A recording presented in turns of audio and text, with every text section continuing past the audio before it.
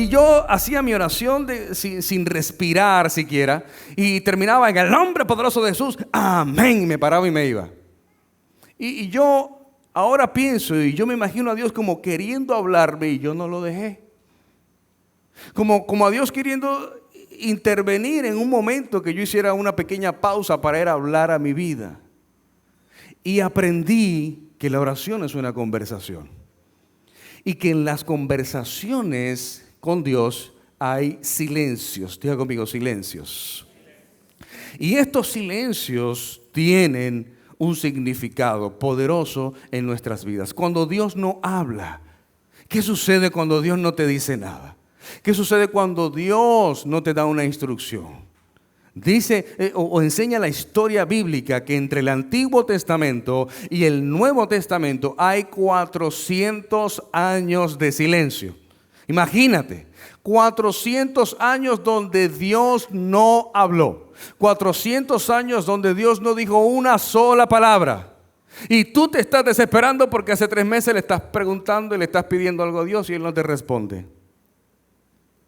400 años. Porque la forma en cómo Dios se comunicaba en el Nuevo Testamento era a través de los profetas. Y los profetas simplemente establecían la palabra de Dios en el pueblo. Por eso Dios, cuando quería decir algo, llamaba al profeta y le decía al profeta, ve y dile a mi pueblo esto. Y venía el profeta y decía, así dice el Señor, todos van a morir. No, no es cierto. Pero a veces al profeta le provocaba decir eso. Entonces Dios hablaba a su pueblo a través de los profetas. Por eso cuando usted lee el Nuevo Testamento, el libro de Juan comienza de la siguiente forma. Dice, y el verbo se hizo carne. El verbo es la palabra. La palabra es la boca de Dios, la voz de Dios. Y por eso dice la voz de Dios. Es decir, ya Dios no necesita a los profetas para hablar a su pueblo, sino que Dios envió a su Hijo Jesús. Y dice, y el verbo se hizo carne y habitó entre nosotros. Lo que significa que ahora la palabra se convirtió en una persona que es Jesús. Y Jesús entonces establece el reino de Dios, lo que significa que ya usted y yo no necesitamos un intermediario para hablar con Dios, sino que usted y yo tenemos acceso directo al Padre y una relación íntima, personal y creciente con Él para que Él pueda hablar a nuestra vida. Alguien tiene que decir un amén a eso. Aleluya. Y esto hace que en esta relación íntima, personal y creciente con Dios, aprender del silencio de Dios. De hecho, en los Salmos hay algo que se llama Selah. El Selah es un silencio. En la música hay silencios. De hecho, hay notas musicales que se llaman silencios.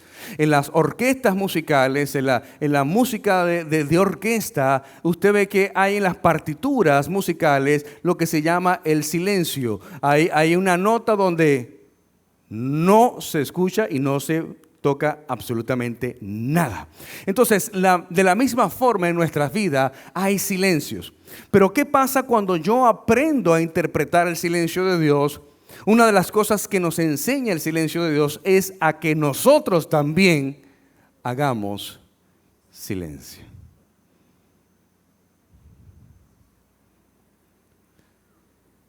¿Qué decir cuando no sabes qué decir? ¿O qué decir cuando lo que vas a decir tal vez no sea el momento para decirlo? Y qué interesante porque el libro de Eclesiastés nos enseña que hay tiempo para hablar y hay tiempo para callar. Por eso en las relaciones de pareja, las conversaciones difíciles tienen que ser procuradas y tienen que ser agendadas en el momento en que ambos estén de acuerdo para hacerlo. Pero ahí en las relaciones es importante conversar y hablar las cosas que se tienen que hablar. Y aprender en el silencio de Dios, saber cuándo hablar, cómo hablar y por qué hablar. Mira lo que dice la palabra en el libro de Job, capítulo 13, verso 5. Dice, oh, que te quedaras callado y sería tu sabiduría. Parte de lo que Dios le dice a Job es que se estaba quejando mucho y que era sabio que él guardara silencio. Por eso cuando Dios en el verso 40 confronta a Job y le dice, cíñete los pantalones porque ahora te preguntaré yo a ti. Imagínate, Job se estaba quejando tanto. Job no entendía lo que estaba pasando en su vida. Y Dios aparece en el capítulo 40 para decirle a Dios lo siguiente: ¿dónde estabas tú cuando yo hice los cielos y la tierra? Y le dice a Job, ¿será sabio contender contra el omnipotente? ¿Será sabio pelear contra mí? Y Job dice, una vez hablé, mas 2 veces no hablaré. Gracias. Yo me imagino que en ese momento Job entendió. Pero la sabiduría que hay en el silencio. Proverbios capítulo 29, verso 11 dice, el necio dice todo lo que piensa, pero el sabio lo guarda para después. Hello. ¿Usted ha visto a alguien necio que actúa de esa forma? ¿Conoces a alguien así? Si no conoce a alguien así, probablemente seas tú. El necio no tiene filtro. ¿Sabes que hay gente que no tiene filtro? Hay gente que te hacen pasar vergüenza ajena. Y tú dices, ¿y para qué lo invité? ¿Para qué lo traje? Dice, no tienen filtro. O sea, todo lo que piensan de una vez ahí lo pasan. Hay una conexión directa entre el cerebro y la boca. ¡Uf! Y lo sueltan todo. Y dice, no tiene filtro. Uno con filtro se le van ciertas cosas, imagínate, a los que no tienen filtro. Pero la Biblia lo dice. Pero me gusta este texto bíblico porque dice que el necio dice todo lo que piensa, pero el sabio, no dice que el sabio no lo dice. Dice que lo guarda para después. Entonces esto tumba la teoría que dice que el que calla, totalmente falso. Es mentira que todo el que calla otorga, lo guarda para después. Hello. Entonces imagínate, la lengua es un arma mortal. ¡Ja! Es rápida, afilada como una espada, es un fuego y está llena de veneno. Dice la Biblia que la lengua es como un pequeño fuego que incendia, se me mezcla el portugués, perdón. Incendia, así que se dice, ¿no? Incendia. En español, así es que se dice. Es un pequeño fuego que incendia un gran bosque, dice la Biblia. Y dice la Biblia que está en el poder, en la lengua está el poder de dar vida y de dar muerte. Y está llena de veneno. Por eso hay que tener cuidado cuando uno se muerde la lengua. Porque si está llena de veneno, se puede envenenar. La muerte y la vida están en el poder de la lengua, lo que significa que aunque puede hacer mucho daño, también puede dar vida. Imagínate. Y una de las formas en que puede dar vida es guardando silencio.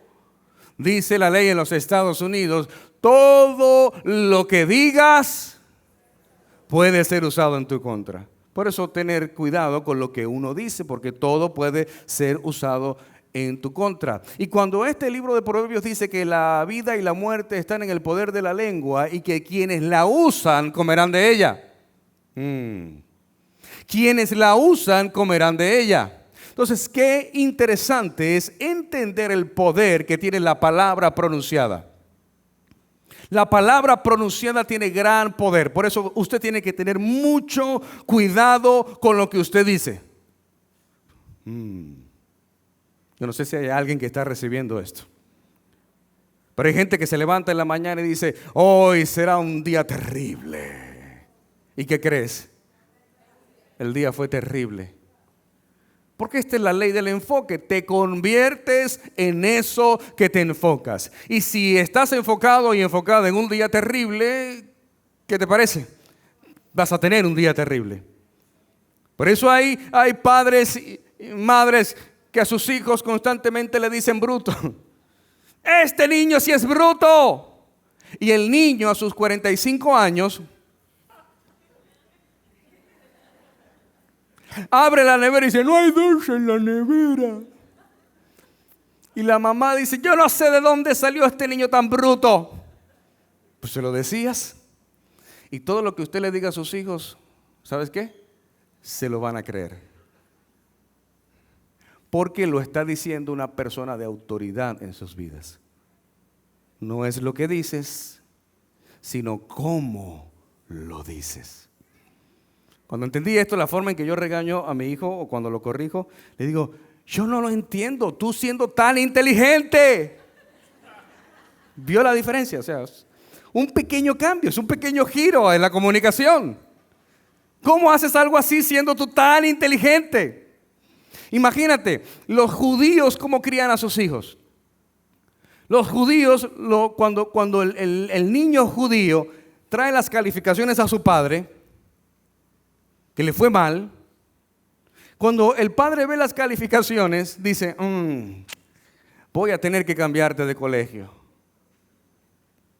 Así como los perritos. Sí, voy a tener que cambiarte de colegio porque si tú no estás sacando buenas calificaciones es porque no te están enseñando correctamente. Wow. Y es real. Por eso quien enseña, la forma correcta de preguntar si la gente está entendiendo es, ¿me doy a entender? ¿Me explico? ¿Por qué? Porque cuando alguien dice, ¿me entienden? La respuesta correcta sería, si te explicas bien, sí, te puedo entender. Y hace mucho sentido. Cuando un hijo de un latino le llega con malas calificaciones, lo primero que dice, muchacho, si es bruto, animal, burro. Hello. ¿Hay alguien aquí que le ha dicho así a sus hijos? No, levante su mano. Imagínate, la palabra pronunciada tiene poder. Eclesiastés 3 del 1 dice, para todo hay una estación y un tiempo para cada propósito bajo el cielo. Un tiempo para guardar silencio y un tiempo para hablar. Y es muy prudente saber cuándo callar y cuándo hablar. Mire, el silencio es un regalo precioso. Y ojo con esto, ojo, no quiero que se malinterprete esto, porque sé que hay algunas personas que utilizan la ley de hielo y no tiene nada que ver con lo que estoy hablando. No vaya usted a decirle al esposo, hoy en la tarde el pastor dijo que el silencio es algo hermoso. Por lo tanto, en estas próximas 3 semanas no te voy a dirigir la palabra. Cuidado, no utilice esa arma porque será brutalmente juzgada. Es el otro tipo de silencio, es el silencio para no cometer un error, es ese espacio entre nuestras palabras en donde nos encontramos. Cuando la mente está en silencio, cuando no hay pensamientos ni palabras, podemos oír a nuestro propio corazón hablándonos, podemos escuchar nuestra propia alma y nuestra propia intuición, pero sobre todo en ese silencio podremos escuchar la voz de Dios. De hecho, esto va para las parejas, que te va a salvar mucho. Dice la Biblia que la única razón con justificación para que una pareja se separen es porque van a orar. Y hay parejas que les encanta vivir en habitaciones separadas. Dije, porque no, es que yo estoy roncando mucho para no molestarte. No le abra la puerta al enemigo. Duerma con su ronquido, pero duerma allí, empiernado. Aleluya. Pero dice la Biblia que la única razón por la cual puedan separarse es porque van a orar. Van a orar. Por eso es interesante saber que en esos momentos de silencio están diseñados para escuchar la voz de Dios y escuchar al Espíritu Santo hablar a tu corazón. ¿Qué tiene que decir? Y probablemente ni siquiera sería la voz de Dios hablando a tu vida, sino el silencio de Dios que te está diciendo algo. A ver, ¿cuántos tuvieron unos padres que fueron estrictos en la crianza? Mira, mi mamá no tenía que decirme nada. Solamente me miraba. Y con esa mirada punzo penetrante, yo sabía e interpretaba en 4 idiomas lo que ella me quería decir. Mi mamá me enseñó a utilizar los cubiertos, mi mamá me enseñó los modales. Y cada vez que íbamos a un restaurante, ella inmediatamente me miraba y con la mirada me decía, lo estás haciendo mal, así no fue que te enseñé. Y había otra mirada que decía, en la casa hablamos. Sí, hay palabras que no hacen falta para miradas que son muy evidentes. Entonces, pero acá el silencio de Dios es diferente porque el silencio de Dios te está diciendo algo. Y te está enseñando cómo nosotros podemos utilizar esa sabiduría del silencio para no hablar en el momento que no es necesario, pero sí hablar en el momento que sea necesario. Por eso la mayoría de las veces, pensando en el silencio, puedes creer que es algo de lo que probablemente uno se avergüenza porque hay algo que evitar. Pero no hay nada malo con el silencio. El silencio abarca, además, no solo el aquietamiento del ruido externo producido por los demás, sino que el ruido producido por uno mismo. ¿Sabes qué pasa cuando hay mucho silencio y no lo sabes interpretar? Comienzas a sobrepensar. Y por eso la ley de hielo es tan peligroso en las relaciones, porque la ley de hielo hace que tu mente comience a generar pensamientos e ideas que no son reales. ¿Cuántas veces te ha pasado cuando alguien, quizás que conoces, te pasó por el lado y no te saludó? Y tú dices, ¿qué le habrán dicho de mí? Y probablemente era que no tenía los lentes y no mira bien y él no te miró, no te reconoció. Pero el silencio a veces en las personas, en las relaciones, da espacio a que tu mente pueda crear algo que no sea cierto o que no sea real. Por eso la importancia de entender e interpretar el silencio de Dios para aprender cuándo nosotros sí debemos hacer silencio y cuándo no. Por eso está escrito, hay tiempo para callar y hay tiempo para hablar. La pregunta es, ¿cómo yo discierno ese tiempo? ¿Cómo yo interpreto ese tiempo? ¿Cómo yo sé cuándo es ese tiempo? En el silencio, las únicas palabras que se atienden son las que se crean interiormente. Comienzas a escuchar esa voz interna dentro de ti. Que en algunos casos puedes que sea el Espíritu Santo, pero en otros casos eres tú mismo. Y en algunos otros casos es la voz del enemigo. Hello. Proverbios 10:19 dice, demasiada charla lleva al pecado. Sé sensato y mantén la boca cerrada. Dice por ahí, en boca cerrada, se lo sabe. En demasiadas palabras hay pecado. Demasiadas palabras. Mire, los problemas que yo me metía antes era por ser bocón, por hablar más de la cuenta. Y los problemas en que uno se mete por estar hablando más de la cuenta, sea cierto o no sea cierto, sea verdad o no sea verdad. Mire lo que el gran filósofo Platón escribió. Los sabios hablan porque tienen algo que decir y los tontos hablan porque tienen que decir algo.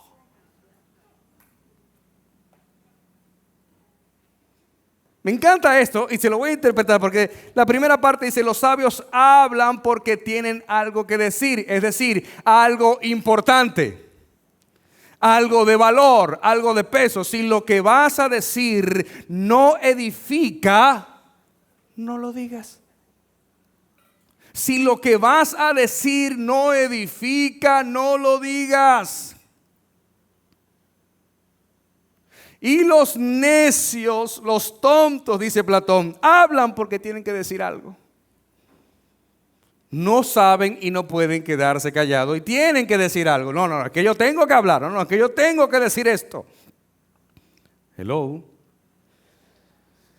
Pero mira lo que dice el libro de Isaías 53, capítulo 7. Y aquí vamos a entrar en materia. Vamos a ver el ejemplo magistral de la historia de la humanidad en el momento más respetado de la vida de Jesús. Y dice, angustiado él y afligido, lo que significa que Jesús no estaba en su mejor momento. Lo que significa que Jesús estaba pasando por uno de los peores momentos. Angustiado y afligido, no abrió su boca.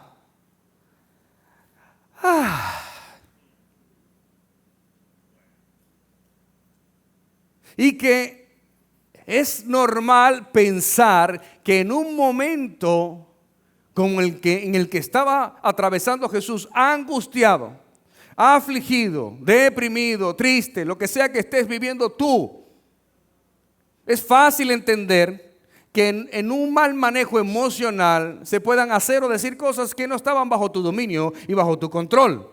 Sin embargo, Jesús nos da una clase magistral de dominio de carácter, una clase magistral de dominio propio, donde él, angustiado, afligido, no abrió su boca. Y dice, como cordero fue llevado al matadero, como oveja delante de sus trasquiladores, enmudeció y no abrió su boca. Imagínate, conversaba con el equipo esta mañana, en nuestro tiempo que tenemos siempre antes del servicio. Y yo les decía lo siguiente, ¿sabes por qué Jesús en el Getsemaní le dijo a Dios, pasa de mí esta copa? Y todos pudieran pensar, bueno, porque iba a ir a la cruz, porque iba a morir. No, no, eso ya él lo sabía. De hecho, ese fue el plan desde el inicio. El Verbo se hizo carne, o sea, vino para morir por nosotros. Ese era el plan, Jesús sabía el plan. Jesús sabía, de hecho, cuando habla con Pedro y con los discípulos, que les dice a los discípulos, es necesario que yo muera. Y Pedro dice, no, nada de esto te acontezca sobre mi cadáver. Pedro tenía el espíritu del guardaespaldas. Dice, y Jesús le dice, apártate de mí, Satanás. Imagínate. Jesús tenía claro que tenía que morir. No fue por eso que le dijo al Señor, pasa de mí esta copa. No fue por eso. Cuando Jesús le dice, pasa de mí esta copa, Él está diciendo, ¿en serio estos discípulos me van a abandonar? ¿En serio voy a quedar solo en la cruz? ¿En verdad me invertí todo este tiempo en estas personas para que me traicionaran, me abandonaran y se fueran? ¿En serio? Yo pienso que Jesús no abrió la boca porque le iba a decir 4 cosas a los discípulos. Lo apresan y lo llevan ante Pilatos. Y ahí está, frente a Pilatos, esposado. La tradición decía que el pueblo podía soltar a un preso que ellos quisieran. Y Pilato saca a Barrabás. Y esto tiene un significado poderosísimo porque Barrabás significa hijo de todos. Es decir, que Barrabás era nuestra representación. Un delincuente frente a un inocente. Lo presentan ante el pueblo y Pilato dice, ¿a quién quieren ustedes que suelten? Y dice la Biblia que los sacerdotes comenzaron desde abajo a instar a la gente que gritaran Barrabás. Barrabás, Barrabás, suelta Barrabás, suelta Barrabás, suelta Barrabás. Y Pilato se sorprende porque todo el mundo sabía que Barrabás era el peor de los delincuentes de ese momento. Y él pensó que no iba a suceder tal cosa como que el pueblo exigiera que Barrabás fuera liberado y Jesús, que era inocente, fuera encarcelado. No se lo imaginó. Él se jugó esa carta. La esposa de Pilato le dijo, tuve un sueño con este hombre, es sangre inocente. No manches tus manos con sangre inocente. Y cuando él hace esto, se la juega y el pueblo dice, suelta a Barrabás. Pero él no lo sabe porque esto tiene un significado espiritual, un significado muy profundo. Barrabás es nuestra representación y por eso tenía que ser liberado Barrabás, porque era la forma en que Jesús fuera a la cruz. No había otra. Por eso Pilato agarra y se lava las manos y dice: yo me lavo las manos, que esta sangre inocente caiga sobre ustedes. Pero imagínate, Pilato se le acerca a Jesús y le dice: entonces tú eres el rey de los judíos. Y el único momento donde Jesús abre la boca es para decirle: lo has dicho tú, no yo. ¿Qué clase magistral de guardar silencio? El silencio de Jesús no fue debilidad. Y así es como el mundo lo interpreta. El mundo interpreta que cuando tú guardas silencio, cuando tú callas, cuando tú no te defiendes, o cuando tú no expones tus ideas, o cuando tú no plasmas tu postura, la gente ve eso como una debilidad. Y es todo lo contrario, es una gran fortaleza. Es poder contenido, obediencia al plan de Dios, confianza absoluta en la justicia de Dios, en la justicia divina. Déjame decirte algo, iglesia: la justicia de Dios siempre estará por encima de la injusticia del hombre. Alguien tiene que decir un amén a eso. La justicia de Dios siempre estará por encima de la injusticia del hombre. Siempre, tarde o temprano. Es cuestión de tiempo para que puedas ver la justicia de Dios obrar. Y déjame decirte algo: mientras más silencio haces, más poderosa es la justicia de Dios. Todos en esta sala sé que hemos tenido que enfrentar situaciones de mentira en contra nuestra. Dice la palabra que siempre y cuando, digan lo que sea de ti, siempre y cuando sea mintiendo. Y la pregunta sería: ¿cómo enfrentar la mentira? ¿Cómo nosotros enfrentamos la mentira? Imagínate, Jesús estaba siendo acusado de algo que él no era y de algo que él no había hecho. Tenía toda la libertad de defenderse. Por eso, ¿qué haría Jesús frente a las situaciones que nosotros enfrentamos a diario? ¿Qué haría Jesús?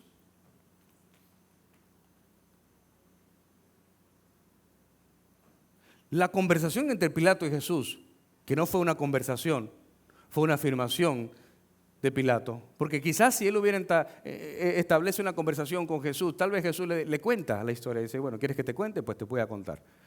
Pero entonces él le dice: entonces tú eres, y en modo irónico, ¿no? La ironía de Pilato: entonces tú eres el hijo, el rey de reyes. Eso lo dijiste tú, no lo dije yo. Por eso le ponen ese escrito arriba en la cruz: rey de los judíos. En tono de burla. No solamente fue Jesús difamado, fue acusado de algo que no hizo, sino que también fue brutalmente burlado. En la cruz le decían: ¿no eres tú el Hijo de Dios? ¿No fuiste el que sanaste al paralítico? ¿No fuiste el que sanaste al ciego? ¿Por qué no te sanas a ti mismo? Viniste a salvar al mundo, pero no te puedes salvar a ti mismo. Mateo 27:12 dice: y siendo acusado por los principales sacerdotes y por los ancianos, nada respondió. Porque, ojo, no era cualquier gente que estaban acusando a Jesús. Eran los principales sacerdotes y los ancianos. Es decir, gente que debían gozar de renombre y de respeto. Gente que tenían peso con sus palabras y credibilidad en el pueblo. Era absurdo que Jesús se defendiera. Era totalmente absurdo. No iba a servir de nada. Jesús sabía que lo que él dijera iba a ser utilizado en su contra. Además de que el plan de Dios no se cumpliría. Por eso todo aquello que te sucede, que de momento te produce dolor, que de momento te produce tristeza, que de momento te produce sufrimiento, déjame decirte algo: es cuestión de tiempo. Todo eso obrará en el plan perfecto de Dios para tu vida.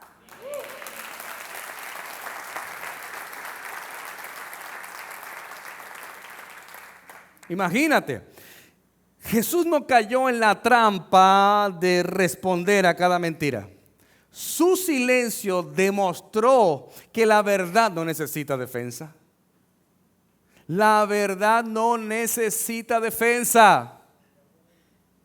Y qué difícil se nos hace entender esto. Llegar aquí a este punto, entender este punto, que la verdad no necesita defensa, sobre todo porque la verdad no es algo, la verdad es alguien. Y quien camina en la verdad, aún en tus defectos, aún en tus debilidades, quien camina en la verdad misma se defiende por sí sola.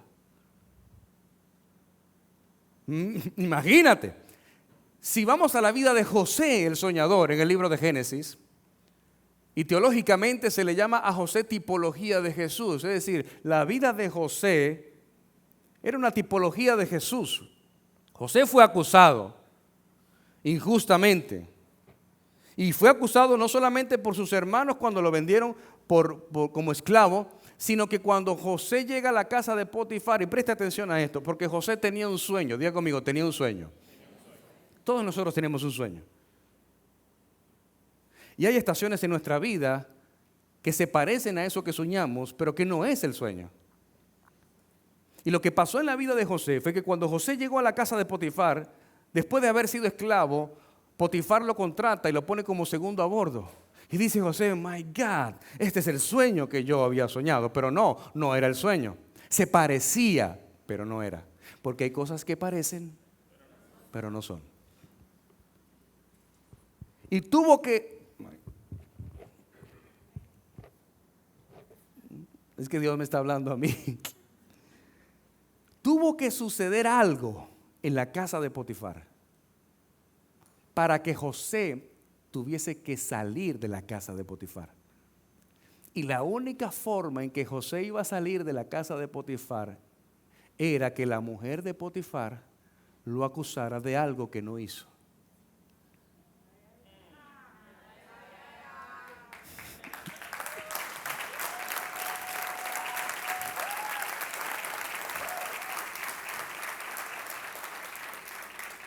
Era la única forma. Y yo me imagino a José ahí en la cárcel, con el panadero y el copero. José tenía un don, y era el don de soñar. Pero en la cárcel a José se le desarrolla otro don que no tenía, que era el de interpretar sueños. José no tenía ese don, se le desarrolla en la cárcel. En el proceso. El proceso está diseñado para hacerte crecer espiritualmente. El proceso está diseñado para luego de ese proceso, Dios conectarte con personas claves y Dios conectarte con personas de propósito. Potifar era una estación de José, no era su destino final. Por eso nosotros somos especialistas en crear un lugar temporal en una morada permanente. Y ese lugar era temporal. El problema es que nos acostumbramos a ese lugar. Y decía por ahí una vieja alabanza, que más fuerte la costumbre que el amor. Algo así decía la alabanza. Una gran salmista, Rocío Dúrcal.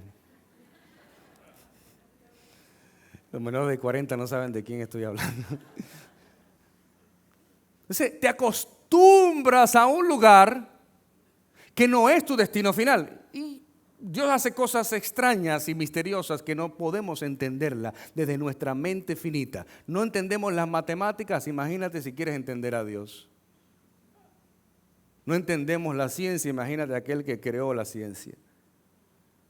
Entonces Dios hace cosas que no las vas a entender, porque la forma en que Dios trabaja no está encapsulada en mi forma de pensar.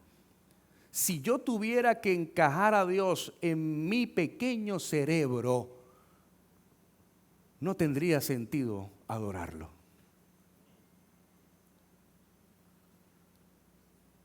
Si yo tuviera que encajar a Dios en mi pequeño cerebro, No valdría la pena entonces adorarlo, no valdría la pena creer en Dios.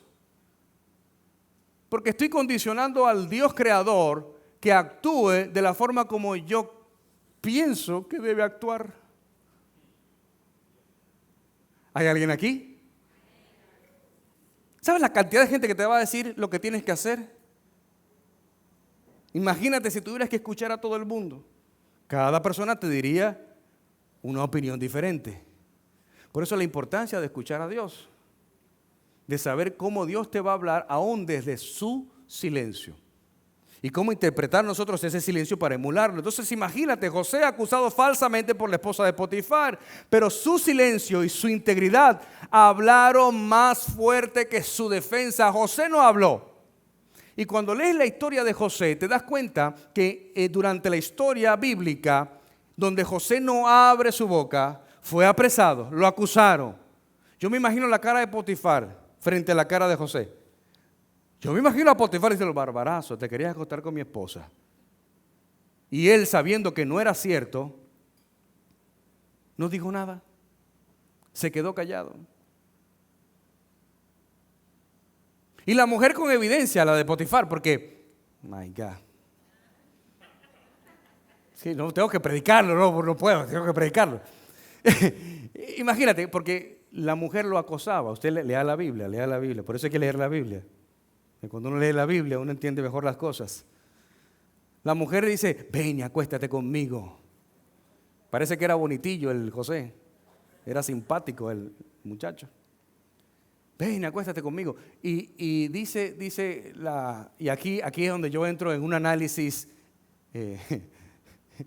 hermenéutico y exégesis de la Biblia, donde dice la palabra que la mujer se quedó con la camisa de Potifar, de José, que ella se quedó con la camisa de José. Y yo digo, qué fuerte ella, ¿eh? Yo sí creo que José estuvo a punto. No lo dice la Biblia, es una interpretación mía. Yo sí creo que estuvo a punto, pero cuando vio que que estaba sin camisa, dijo, por la derecha me voy más rapidito. Y huyó de ese momento que podía ser trágico. Entonces imagínate, no había forma, José se queda callado, la mujer de Potifar le dice, mira, quita la camisa. Aquí está la camisa. ¿Y qué hizo José? Guardó silencio. Para ir luego a la cárcel. ¿Y qué era la cárcel? Señor, esto no estaba dentro del mensaje. ¿Qué era la cárcel? La cárcel era la estación de preparación para José. Ahí estaba en la cárcel.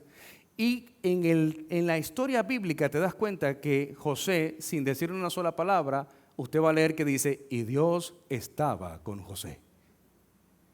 En todo lo que José hacía, decía la palabra, y Dios estaba con José. Se portó tan bien en la cárcel que lo pusieron como encargado de la cárcel. Imagínate, qué preso, qué hombre encarcelado lo ponen encargado de la cárcel, de lo bien que se portó.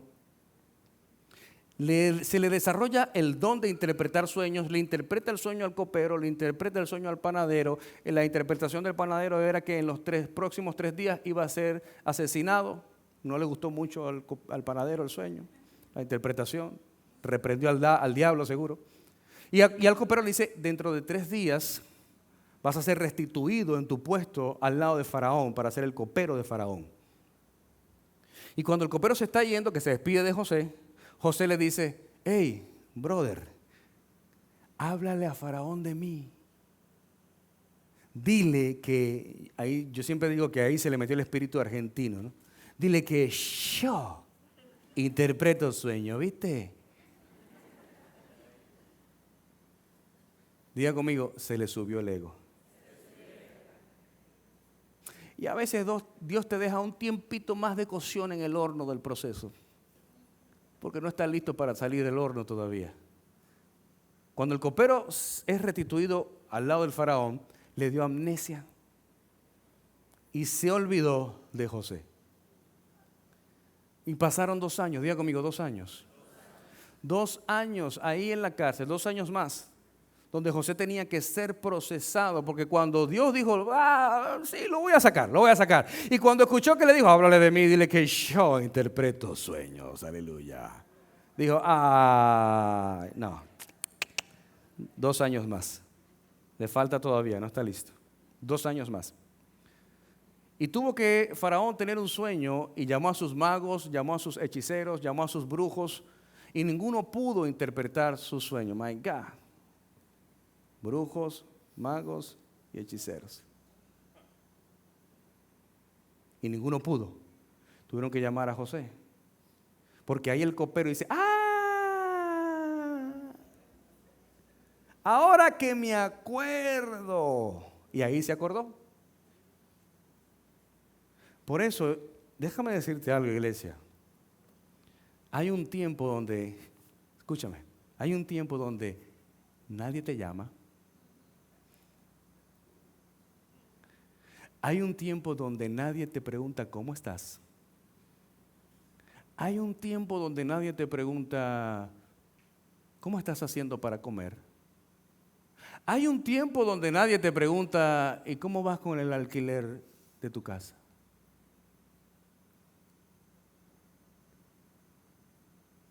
Porque Dios le da amnesia a esa gente. ¿Sabes por qué? Porque Dios quiere tratar contigo personalmente.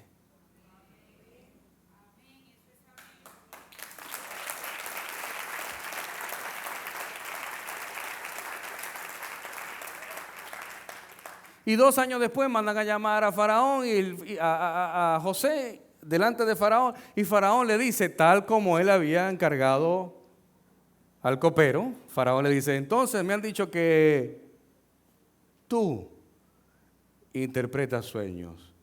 Y ahí José dice, no, mi señor, no. Y se le ocurra volver a repetir eso. Jamás, no, yo no interpreto sueños. Es Jehová el que me dará la interpretación de ese sueño.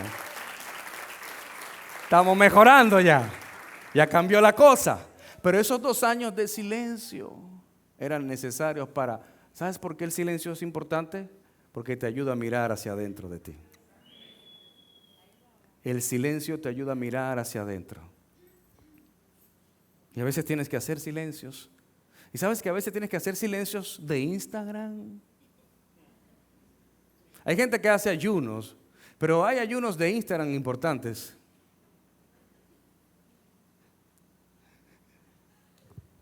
Yo digo amén. Su silencio habló más fuerte que su defensa. Por eso cuando enfrentas mentiras, recuerdas que no tienes que desgastarte para responder.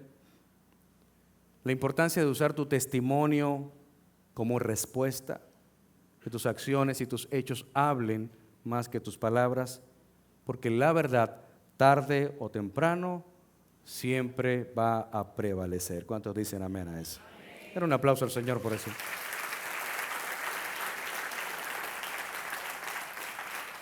Lo segundo, ¿cómo enfrentar la difamación? Y fíjate que en el libro de Mateo 27:20, creo que no lo tenemos allí, pero Mateo 27:20, es cuando los principales sacerdotes y los ancianos comenzaron a persuadir a la multitud y comenzaron a pedir que liberaran a Barrabás y que Jesús fuese crucificado. Porque, oiga, una cosa era apresar a Jesús y otra cosa era crucificarlo.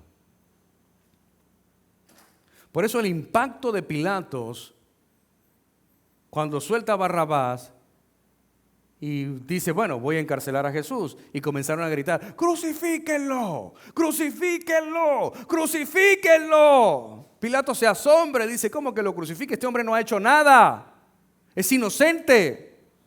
Está bien que le den unos cuantos azotes, dice Pilatos, y ya, y lo soltamos. Y cuando lo mandan al patio para azotarlo, y Pilato entra y lo ve todo desangrentado, y le dice, se le fue la mano, era unos cuantos azotes, no era de esa forma. Y como era gobierno y él tenía que cumplir con lo que se le pedía, porque debía muchos favores, el problema de la corrupción y de la política, incluso dentro de la iglesia. La corrupción dentro de la iglesia. Algún día escribiré un libro de eso, créame. Para llevar a un inocente como Jesús a la cruz. Jesús fue difamado como blasfemo. Fue difamado como falso profeta.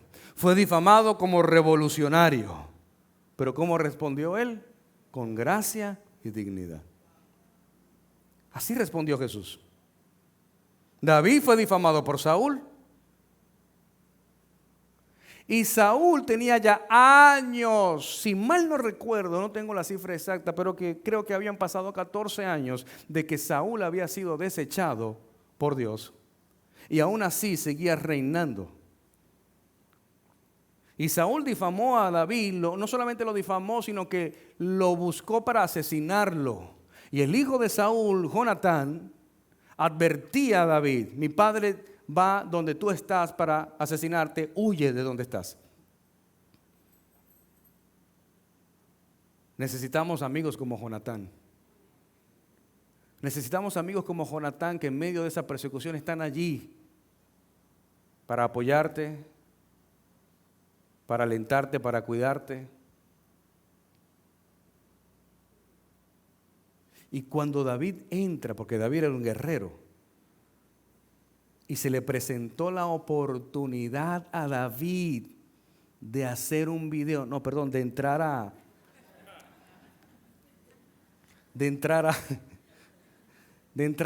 la habitación de Saúl el rey.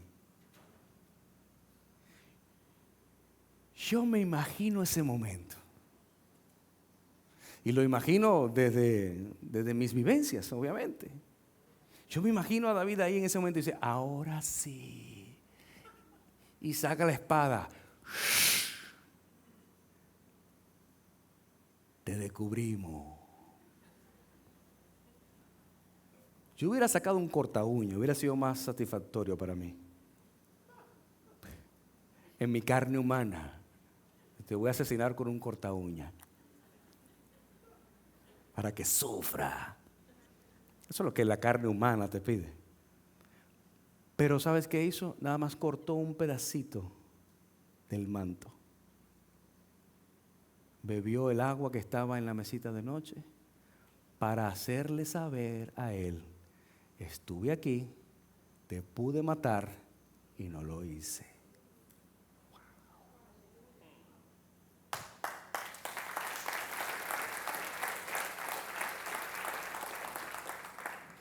Esta historia de David nos enseña que nos ayuda a reconocer quienes difaman son personas que buscan manipular. Porque, señores, seamos honestos. Una persona enfocada en sus cosas no está pendiente de hablar de nadie. Seamos honestos. Esta es una iglesia para gente inteligente. Si usted está aquí es porque usted es inteligente. Es una iglesia para inteligentes. Aquí es imposible que tú seas manipulado y manipulada. Una persona inteligente. Es una persona que habla de alguien más o difama a alguien más. Ocúpese de su vida. Y haga lo que tenga que hacer y deje a Dios hacer. Si usted habla de Dios, deje a Dios hacer. ¿Sí o no? Entonces, esto es clave para entenderlo. No responder con la misma moneda. Dice: no pagues mal por mal, dice la Biblia. Paga bien por mal. Que esa es la benignidad de Dios.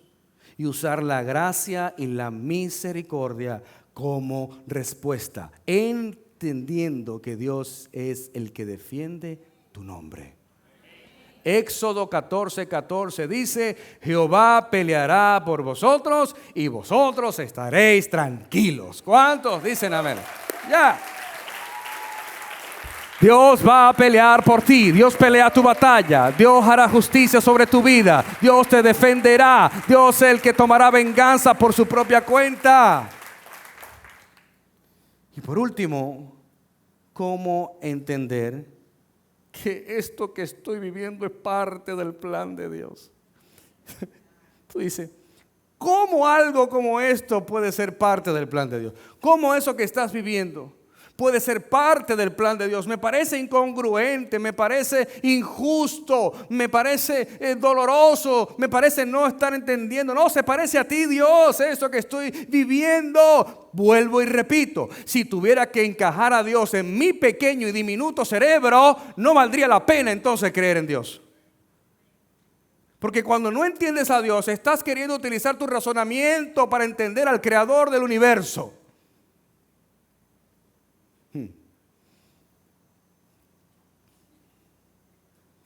Hay gente que suponen que debes actuar de la forma como ellos entienden que tú debes actuar.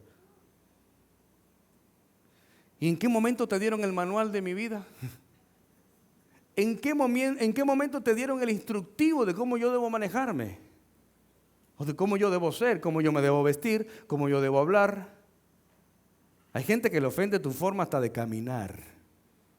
Hay gente que le molesta tu presencia, tu forma de hablar. Mira lo que pasa en Mateo 27, 26. Entonces Pilato soltó a Barrabás y habiendo azotado a Jesús, les entregó para ser crucificado. En la programación neurolingüística hay algo que le llamamos el reencuadre. El reencuadre trata de cambiar una perspectiva de aquello que nos sucede. Trata de cambiar un pensamiento. El reencuadre es interpretar lo que estoy viviendo y entenderlo desde otra perspectiva. En la programación neurolingüística, la PNL, es eso. Y Jesús entendió que la injusticia de los hombres, que la injusticia de Pilato y de los sacerdotes y de los principales y ancianos, el error que ellos estaban cometiendo, Jesús entendió que esa era la puerta para el cumplimiento del plan eterno de salvación para la humanidad. Imagínate. Dile a la persona que está a tu lado, tus enemigos terminarán siendo aliados de tu destino.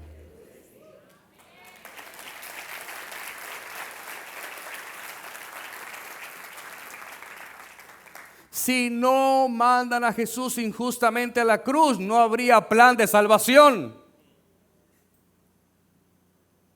Si no acusan injustamente a José, no hubiera sido gobernador de Egipto. Si no hubieran difamado a David de la forma como lo hicieron, no hubiera sido rey David. ¿Te das cuenta cómo tus enemigos forman parte del plan de Dios?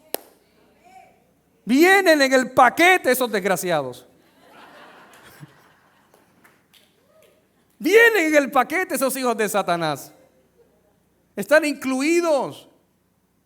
Están allí para llevarte al plan y al cumplimiento de Dios en tu vida. Pastor, pero es que tú no sabes todos los errores que yo he cometido. Sí, yo no lo sé, pero Dios sí lo sabía y por eso te escogió. Dios sí sabía los errores que ibas a cometer y aún así te escogió. ¿Quién es el hombre para entonces desmeritar eso que hizo Dios? O esa elección de Dios en tu vida. ¿Quién es el hombre para inhibir y para desvanecer esa decisión poderosa de Dios desde antes de la creación y desde antes de tu nacimiento? Porque Dios te cogió desde antes de que tú nacieras. ¿Qué pasó, papá? ¿Se equivocó Dios ahora? Ese es el pequeño problema de nuestro pequeño cerebro. El pequeño problema de nuestro diminuto cerebro, que quiere interpretar a Dios según nuestra perspectiva de la programación neurolingüística. Jesús dijo, espérate, esto tiene que pasar. ¿Es doloroso? Sí, es doloroso. Estos tipos me van a dejar, sí, te van a dejar. Desgraciados, invertí 3 años en ellos y me van a abandonar, sí, te van a abandonar. Y vas a quedar solo vas a quedar solo en la cruz. Nada más en la cruz va a estar tu mamá, porque el amor de madre, imagínense, el amor de madre es lo más parecido al amor de Dios. Ahí estaba la mamá de Jesús, María, que ya no era virgen, ¿verdad? Porque tuvo más hijos. Ahí estaba María, la madre de Jesús. Estaba María, la prostituta. ¿Cómo es posible que una prostituta sea más fiel que un discípulo? Y estaba Juan, que era el discípulo amado de Jesús. Y tenía una estima muy saludable, Juan. Su autoestima era muy saludable porque él mismo escribía, y Juan era el discípulo amado de Jesús. Y era él mismo que estaba escribiendo eso. Era de él que estaba hablando. Entonces, tenía una estima muy saludable, Juan. Y ahí estaban esas tres personas. Qué curioso, iglesia. Cuando vamos a la Biblia, en la multiplicación de los panes y los peces, dice que Jesús alimentó a 5,000 personas, dice la Escritura.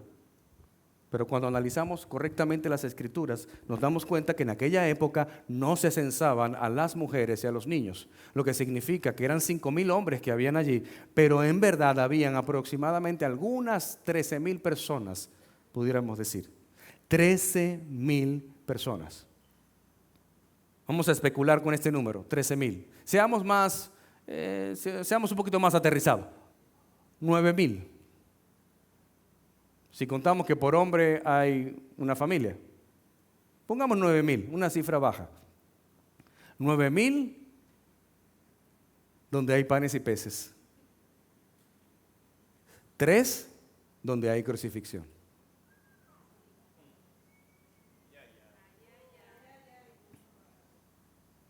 Las ratas de los barcos viven felices en la cocina porque siempre hay comida.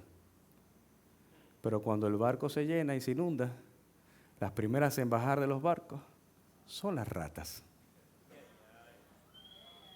Y no estoy hablando de ratas. Pero eso forma parte del plan de Dios.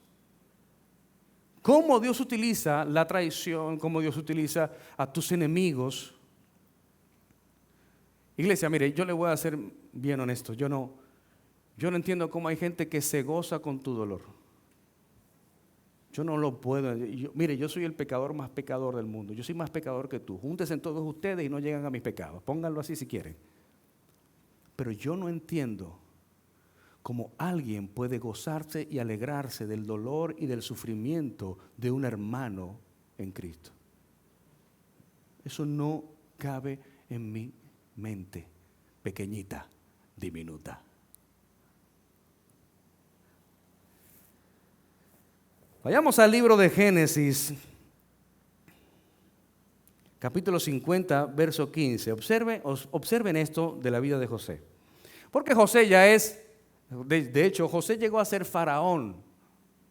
José como gobernador de Egipto. Faraón lo nombró segundo al mando, segundo a bordo. Pero recuerden que José era judío, era hebreo. No podía ser gobernador como tal, faraón como tal, porque no era egipcio. Sin embargo, Faraón le otorgó la posición a José de faraón, porque el único que podría hacer esclavos a las personas era Faraón. Era el único que los podía comprar como esclavos y hacer esclavos. Y el gobierno en ese momento, la política de gobierno, la gestión de gobierno de José era tan espléndida, era tan fenomenal. José era un gran administrador de los recursos. José estaba experimentando el mejor momento de su carrera política. José era político y lo estaba haciendo bien. Y lo estaba haciendo tan bien que las gentes del pueblo venían donde Faraón porque querían ser esclavos. En los antiguos gobiernos tenían que ir a recogerlos y a apresarlos para hacerlos esclavos.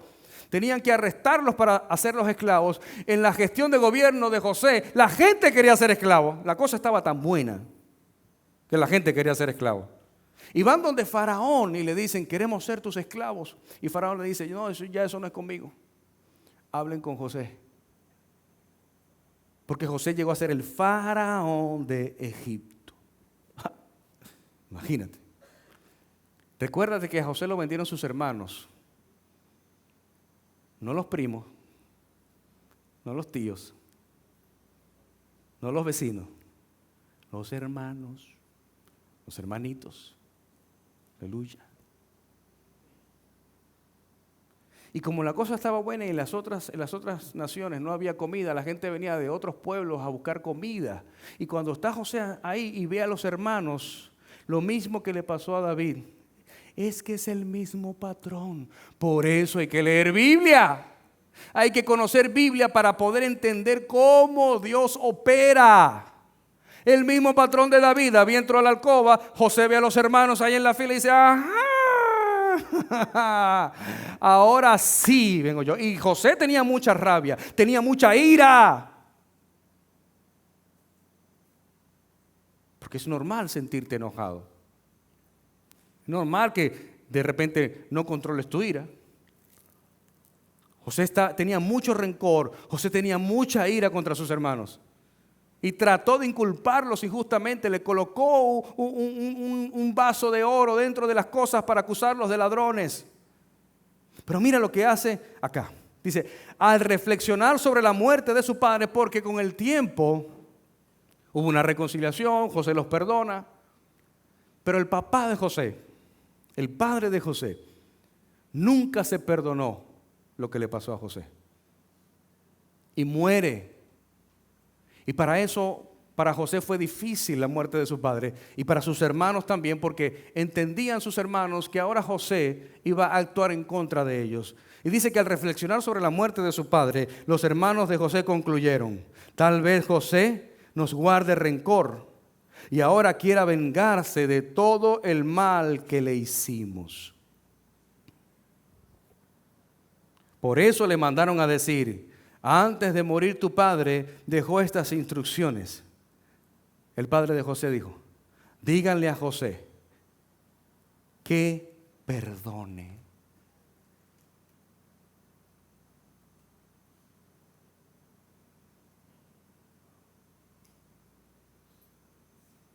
Su padre sabía lo que había en el corazón de José. Él sabía, ya luego de conocer que estaba vivo, sabía todo lo que había en su corazón por cómo sus hermanos lo traicionaron, lo vendieron como esclavo, intentaron matarlo. Y él dijo, díganle a José que perdone. ¿Qué hace que un hombre en el lecho de su muerte, escuche esto, iglesia, te va a salvar la vida por el resto de tu vida? ¿Qué hace que un hombre en el lecho de su muerte entienda que lo más importante de la vida es perdonar?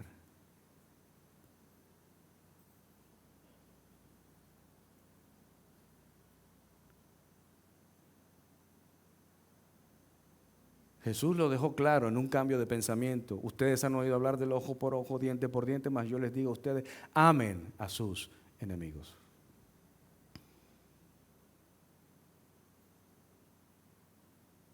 Y Jesús estando en la cruz, ¿cuáles fueron las palabras de Jesús para la gente que se burlaba de él? Dice, Señor, perdónalos, porque no saben lo que hacen. Dice, díganle a José que perdone, por favor, la terrible maldad y el pecado que sus hermanos cometieron contra él. Así que por favor, perdona la maldad de los siervos del Dios de tu padre. Cuando José escuchó estas palabras, se echó a llorar. Luego sus hermanos se presentaron ante José. Se inclinaron delante de él y dijeron, aquí nos tienes, somos tus esclavos. No tengan miedo, le contestó José. ¿Puedo acaso, mire la madurez de José, ¿puedo acaso tomar el lugar de Dios?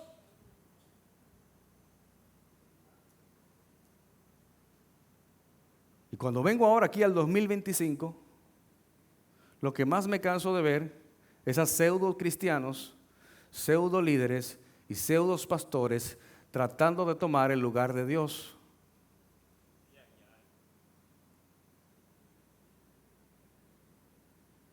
Cuando el verdadero mensaje del Evangelio es perdonar y dejar ir. Si puedo acaso tomar el lugar de Dios, Es verdad que ustedes pensaron hacerme mal. Aquí viene la revelación. Pero Dios transformó ese mal en bien para lograr lo que hoy estamos viviendo: salvar la vida de mucha gente. My God. Lo que el enemigo quiere hacerte, Dios lo va a transformar para bien.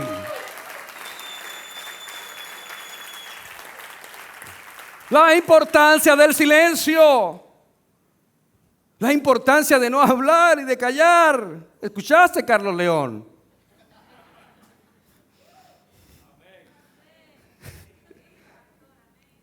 Sí, porque la palabra dice que es espada de doble filo. Corta para allá y corta para acá. Y yo tengo la suficiente humildad para predicarme a mí mismo. Imagínate. Y dice, así que no tengan miedo.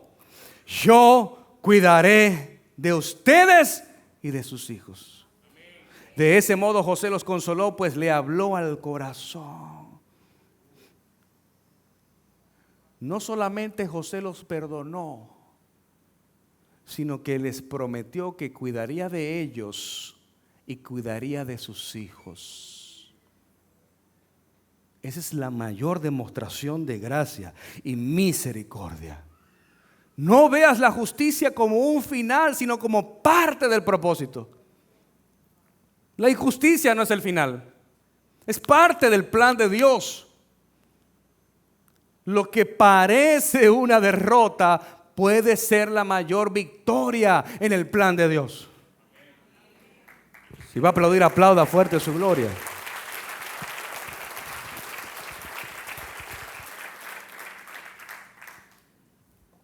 Imagínate, después que Jesús muere, ¿cuáles fueron las palabras? Muerte, ¿dónde está tu victoria? Sepulcro, ¿dónde está tu aguijón?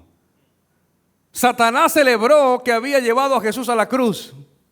Y celebró y dijo, ganamos, recuperamos, aleluya.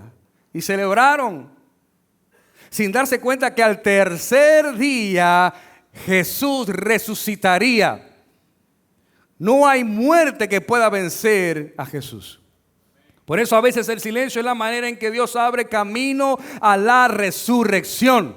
Jesús hizo silencio, eso lo llevó a la cruz y le dio el poder y le dio la autoridad para resucitar y hacer a Satanás un pobre infeliz que no pudo derrotarlo con el silencio. Jesús nos enseña que el silencio no es debilidad, es confianza en el Padre. Por eso hoy, iglesia, quiero decirte lo siguiente. Frente a la mentira, deja que tu testimonio hable. Frente a la difamación, responde con gracia. Y frente a la injusticia, cree que todo obrará para bien. Dale fuerte ese aplauso al Rey de Reyes. Yo quiero invitarte a ponerte de pie en esta hora.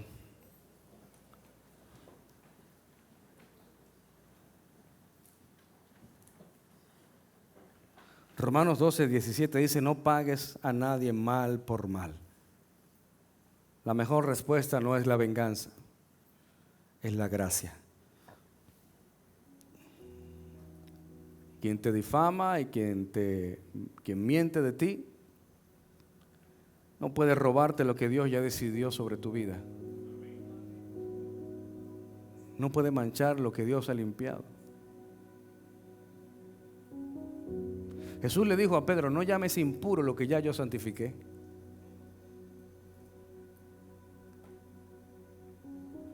No llames impuro lo que yo ya santifiqué.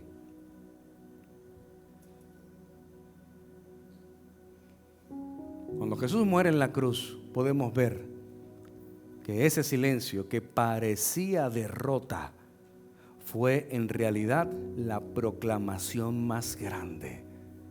Consumado es. Si hay algo que Jesús debía decir, consumado es. Hecho está. Tetelestai. Consumado es. Y es una palabra profética. Hecho está. Si lo que vas a decir no edifica, no lo digas. Pero si edifica, dilo. Proclama bendición sobre tu vida. Dice, hecho está. Mi milagro, hecho está. La victoria de Cristo en mi vida, hecho está. Esa sanidad, hecha está. Ese milagro financiero, hecho está. Esa restauración familiar, hecho está. Esa restauración matrimonial, hecho está. Esa sanidad emocional, hecha está. Esa es la proclamación. Fue consumado en la cruz. Dice que se llevó todas nuestras heridas, todos nuestros pecados, todas nuestras dolencias en la cruz del Calvario. Dice que por sus llagas fuimos nosotros sanados. Y fuimos, está hablando en tiempo pasado, quiere decir que ya tu sanidad está hecha, hecha está. Solo tienes que apoderarte de ella. Porque cuando tú callas, Dios habla por ti. Cuando tú callas, Dios habla por ti. Señor, te doy gracias. Te doy gracias por tu amor. Te doy gracias por tu misericordia. Y que hoy, Señor, este silencio no nos consuma en pensamientos incorrectos, sino que podamos callar para escuchar tu voz, para escuchar tu guianza, o simplemente para sentir tu presencia en nuestras vidas. Tú no nos abandonas en ningún momento. Tú estás con nosotros, Señor, en cada segundo. Aún de los momentos más duros y más difíciles que atravesamos, ahí estás tú. Quizás no hay una palabra tuya, Señor, pero tu silencio me acompaña y me hace saber que estás allí para escucharme más que para hablarme. Señor, gracias por lo bueno y gracias por lo que no parece ser tan bueno, pero que sé porque sé que tú vas a usar eso para obrar para bien en nuestras vidas. Hoy, Señor, perdonamos a nuestros enemigos y oramos por ellos para que tú, Señor, hagas cumplir tu perfecta voluntad en nuestras vidas y en ellos. En el nombre poderoso de Jesús. Amén.